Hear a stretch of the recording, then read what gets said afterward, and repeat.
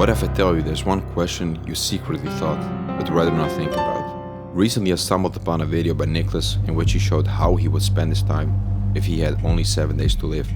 And this came coincidentally at the same time while reading a book called When Bread Becomes Air, which tells the story of a young neurosurgeon who treated cancer patients but then faced terminal cancer himself and wondered, what makes a life worth living? This combination hit me in the face. So I decided to make a promise in the comment section where everyone could see it to hold myself accountable. It was time to finally face the question which we secretly think at one point in our lives, and that is, what would you do if you have a limited time left to live?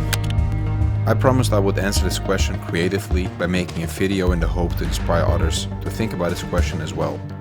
This would force myself to deal with this question rather sooner than later. Here's my response. You are laying in your bed.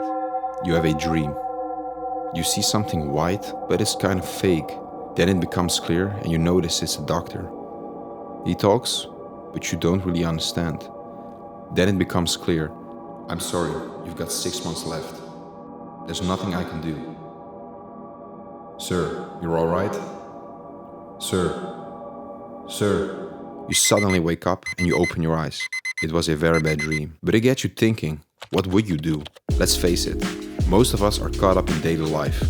We take the car to work, we sit in our 5th meeting of the day before lunch, we have the same tasteless overpriced lunch from the cafeteria, we arrive home to watch Netflix, and the next day it all starts over again.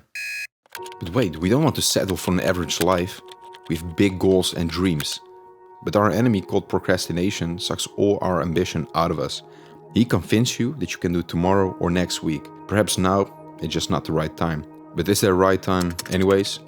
You might wonder why is that? Well, the reason is simple. Life seems endless to you. It seems like you got all the time in the world. Unfortunately, often we only realize this isn't the case when we get a reality check. Remember this, the clock is ticking faster than you realize. Let me show you.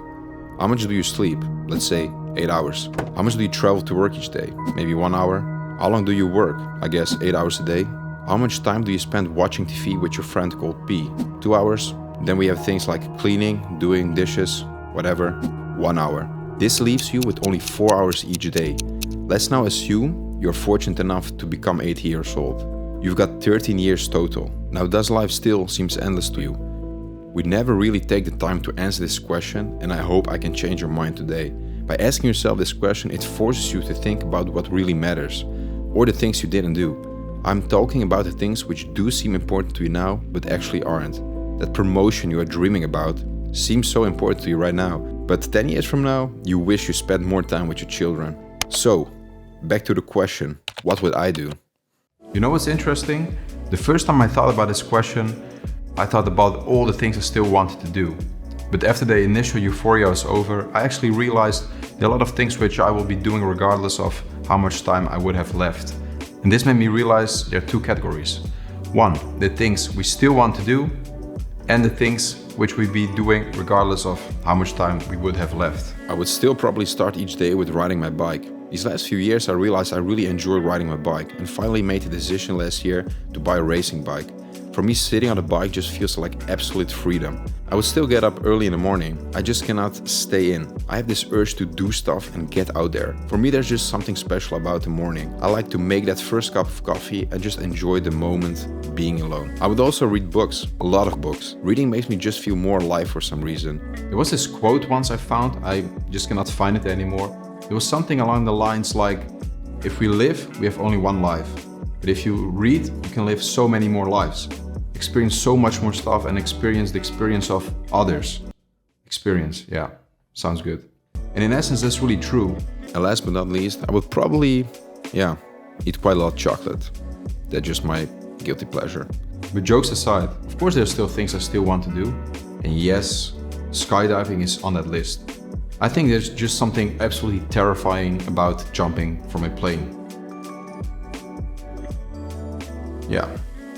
And doing that thing that scares you somehow, in a weird way, makes you feel more alive. Another thing is freediving. I'm a person who likes to swim. I've been to Thailand and I went there to Koh Tao to get my diving certificate a while back when I went backpacking. And the idea was to go there for 3 days because that's how long it takes to get the certificate and then move on. But essentially I stayed there 8 days because the other 5 days, I did the thing which every traveler says to himself before they go abroad. I want to discover myself and develop as a human being. So that was done the other days. But the difference between regular diving and free diving is that the regular diving, you have an oxygen tank, but with free diving, it's only you and the breath you take. And I remember one moment, just the night before we went out, I was walking the street somewhere, I think it's Kopipi or something. Anyways, I was walking there and there was this screen which caught my attention, and I was looking at it, and it was basically a clip about freediving. And I was completely hypnotized for several minutes. And that was the moment when I realized that's something I really need to do and still need to do. I would also like to write a book. That's just something about sharing your knowledge and experiences with other people instead of just keeping it for yourself. And I think there are always people that might benefit from your experience, from your lessons, from your average life, whatever. I would probably tell the people around me more how I feel about them. I'm a person who finds it quite hard to express his feelings, but also trying to get to know them better. Often we only see a tip of the iceberg from people. For example, recently I had a talk with my father and he told stories about the war. A little bit of context. I'm Croatian and my parents left the country in the 90s when there was a civil war in Yugoslavia. So he would experience very difficult times. For example, he would sleep underground for weeks straight. He would spend countless nights somewhere in the mountains, in the dark, completely alone, just to defend that territory. Sometimes there were sounds and you would never know what might happen. So just imagine that for a moment. And yet, he's a very happy and positive person. So I have huge respect for that. But this also made me realize there's so much which we don't know about the people that are so close to us.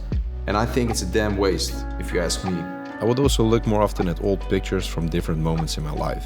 Not to be stuck in the past, but just to remind myself how important these seemingly ordinary days are eventually. Life is not about crazy stuff every single day. That's impossible. It's about the combination of the simple stuff and the more extreme stuff. It should be a balance.